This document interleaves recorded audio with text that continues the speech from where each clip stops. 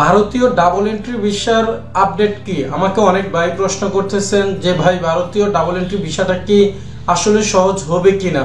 আর যেহেতু ওনারা বলতেছে যে আমরা ইমার্জেন্সি ক্যাটাগরিতে ভিসা দেই, সেক্ষেত্রে ডাবল এন্ট্রি ভিসাটাও কিন্তু ইমার্জেন্সি ক্যাটাগরির মধ্যে পড়ে, তাহলে কি ওনারা ডাবল এন্ট্রি ভিসাটা দিবে না?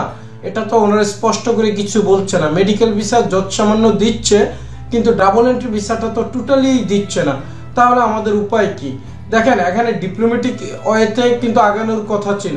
এটা আপনারা জানেন, পূর্বেও কিন্তু বাংলাদেশের উপদেষ্টা অর্থাৎ পররাষ্ট্র মন্ত্রণালয়ের যিনি উপদেষ্টা অথবা মুখপাত্র যারা, তারা কিন্তু একই কথা পূর্বেও বলছে, এখনো আবার নতুনভাবে এই কথাটা বলতেছে যে ডাবল এন্ট্রি ভিসার প্রত্যাশী যারা অর্থাৎ তৃতীয় কোনো দেশে যাওয়ার জন্য ইন্ডিয়াতে ওই দেশের এম্বাসিতে ফেস করতে যেতে চান, তারা যেন পাকিস্তান অথবা ভিয়েতনামে গিয়ে তৃতীয় কোনো দেশের ভিসাটা নিয়ে নেয়। অর্থাৎ যে দেশে যেতে চায় ওই দেশের এম্বাসি পাকিস্তান অথবা ভিয়েতনামে রয়েছে, ওই দুই দেশে গিয়ে ভিসাটা নিয়ে নেয়। যেহেতু এখন ভারত ডাবল এন্ট্রি ভিসাটা একদম স্মুথলি দিচ্ছে না, স্মুথলি বলতে কি ডাবল এন্ট্রি ভিসাটা দিচ্ছেই না, তবে যৎসামান্য আপনার মেডিকেল ভিসাটা দিচ্ছে, কিন্তু ট্যুরিস্ট ভিসা টোটালি বন্ধ, এটা সবাই জানে। আর এটা খোলার সম্ভাবনা আদৌ আছে কিনা তাও সন্দেহ রয়েছে। আর যদি খুলেও ভিসা স্বাভাবিক করবে কিনা সেটাও কিন্তু এখন বলা যাচ্ছে না, কারণ সবার জন্য উন্মুক্ত থাকবে না আমার মনে হচ্ছে। কারণ দেশে এমন একটা অবস্থা বিরাজ করতেছে,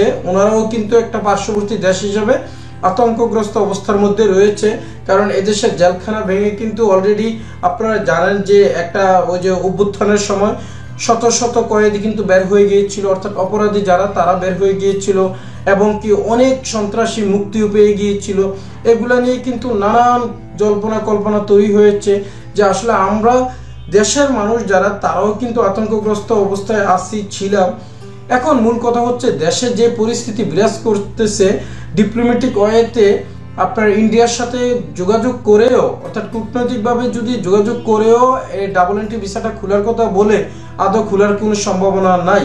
কারণ বাংলাদেশের যে ডিপ্লোম্যাটিক পলিসি অর্থাৎ যারা এই কাজগুলো করেন, অর্থাৎ কূটনৈতিকভাবে যারা দুই দেশের সাথে দ্বিপক্ষীয় বৈঠকগুলো করেন, ওই বৈঠকটাই আসলে কতটুকু ফলপ্রসূ হয় এটাও দেখার বিষয়।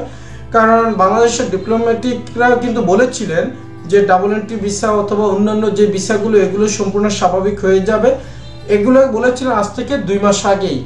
কিন্তু আজও 2 মাস হলো, কোনো সংবাদ তো পাওয়া গেলই না। উল্টো এখন শোনা যাচ্ছে যে ডাবল এন্ট্রি ভিসা যেহেতু ভারত দিচ্ছে না, আপনারা পাকিস্তান অথবা ভিয়েতনামে গিয়ে ভিসা সংগ্রহ করুন।